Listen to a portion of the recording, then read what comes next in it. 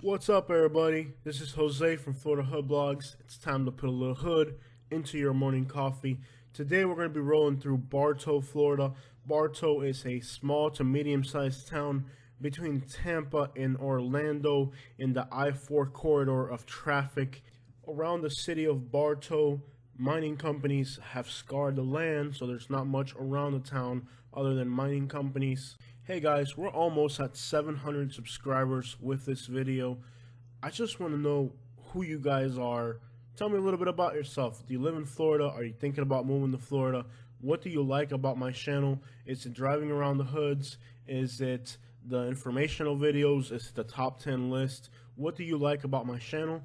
And what would you like to see more of? I am at your service, so whatever you guys want to see, please let me know and I'll make it happen. Bartow is a very diverse town. There's a little bit of black, there's a little bit of Mexican, there's a little bit of Spanish. Like anywhere between Tampa and Orlando around I-4, there is a lot of traffic if you're going from one area to another. That's one thing I don't like about the I-4 area is how much traffic there is between Tampa and Orlando. I absolutely hate it. The town of Bartow is in Polk County, and we don't say Polk County, we say Polk County here in Florida. Don't ask me why, that's the way we pronounce it. Bartow is a name of a Confederate something back in the war, so that's where this town gets its name from. And there's actually a really nice historic district. Of course, today we're just rolling through some residential areas. These aren't projects, but they're right next to some government housing, and they kind of look like projects. I mean, let's be honest, this looks like a project. It's got all the characteristics of a project, but it's not. I think it's an apartment complex. Alright, so I figured I'd tell you guys a little bit something about me. I don't like to put too much of me out on the internet because your channels blow up and then you lose totally. I don't get this thing about YouTube. You lose all privacy once you're big on YouTube. My other YouTube channel, Homing Pigeon Races, is almost at 40,000 subscribers. I also do Jose Likes Fishing, which is at 1,500 subscribers. I love photography, I love video making, I love video editing, I love the whole thing. Since I was like a little kid, I have loved documentary filmmaking. It's what I love doing and sharing what I see. Look at them rims, look at that, like 30 year boy, look at the size of them rims, right? Alright, so it's what I love to do, and I love sharing what I do with people. That's why I started Florida Hood Blogs. I just want to expand into a field of video making that can reach more people, because the fishing and the pigeons are just a small realm. I want to expand more and do more. That's why I started this channel, and I just want to know what you guys want to watch so I can give you guys the content you want. I like to keep my channels PG-13. There's a lot of young people that watch YouTube, and there's so many YouTubers that forget who their audience is. We have elderly people, young people, and very young people, and the impression that you make on these young people affects the rest of their lives. A lot of YouTubers don't think that what they're doing affects other people's lives, and it does.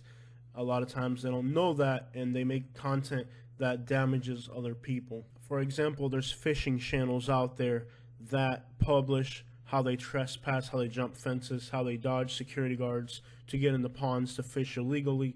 What they're really doing is that they're teaching young kids how to break the law, and that's what these young kids are gonna, what on earth is that? I love rolling through these small towns because you'll see, like, look at that, it's like a Ford Ranger with a Carolina squat. You'll see stuff in these small towns as far as like car culture that you will not see in like the mainstream big cities where everybody drives a little Volvo or something. You really see stuff out there that's like, what on earth?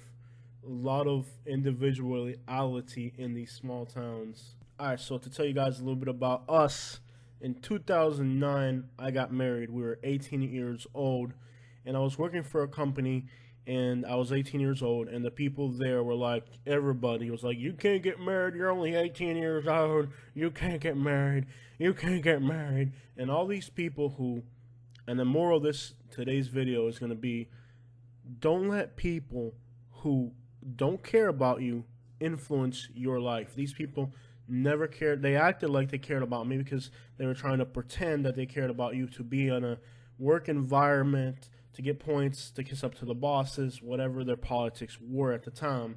They acted like they cared about you, and these people have not cared one bit about me. But anyways, I was working for this company, and everybody there was like, you can't get married, you're 18 years old, it's stupid, it's not gonna last. Well, it's 2019, so it's been well over 10 years since we've been married.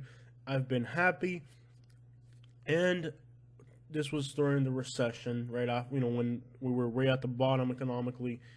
We get married, and 2 weeks after I get married, I got fired. It was going to happen anyways because the recession was imminent. It was already happening, and everybody was going to lose their job eventually.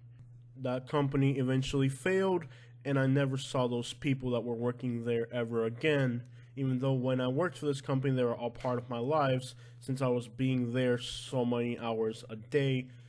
Anyways, they were all like, if you get married, we're going to fire you. And they did. I lost my job 2 weeks later. Not that it mattered because they were going to have to fire me anyways because they were going to close the company. And I guess I just want you guys to know that never let people who don't care about you influence what you do in your life. I did what I felt that I wanted to do. And looking back 10 years later, it was the best thing I ever did with my life. And these people that were against it, they didn't care about me. So as you're going through your life, don't let people who don't care about you and aren't really going to be there for you when everything goes to crap, don't let their opinion matter. That's why I drive a work truck around, because it gets the job done. I bought my work truck for $8,700. I've driven it for 3 years.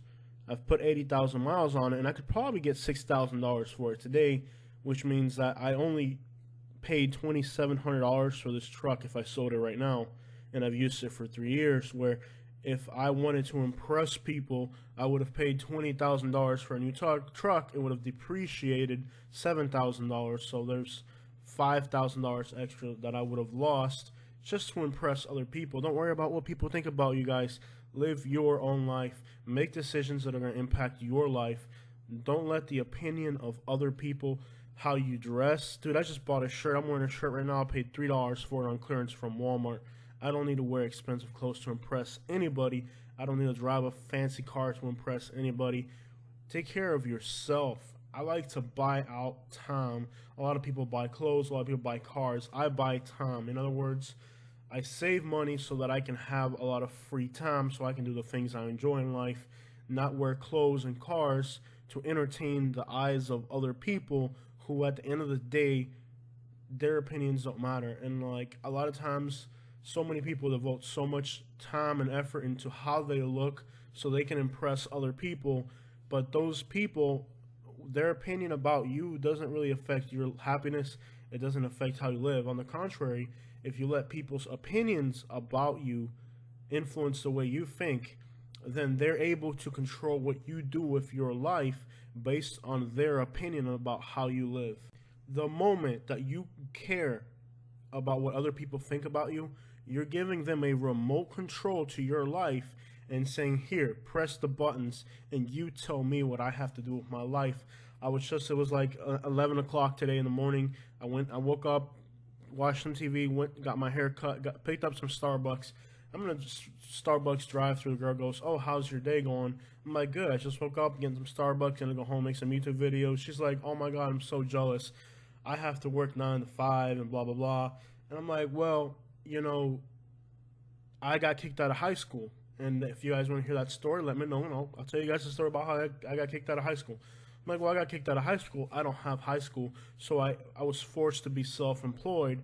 And that's given me the freedom to do whatever I want with my life, because now I set my prices, I set my schedule, and I don't have to deal with workplace drama. I'm not saying you should drop out of high school, because it has made life hard for me, but at the same time, these difficulties that I've gone through in my life have made it possible for me to do what I want, because I've had to seek my own comfort and my own benefit, and I've learned that people's opinions, some people's lives start earlier than others.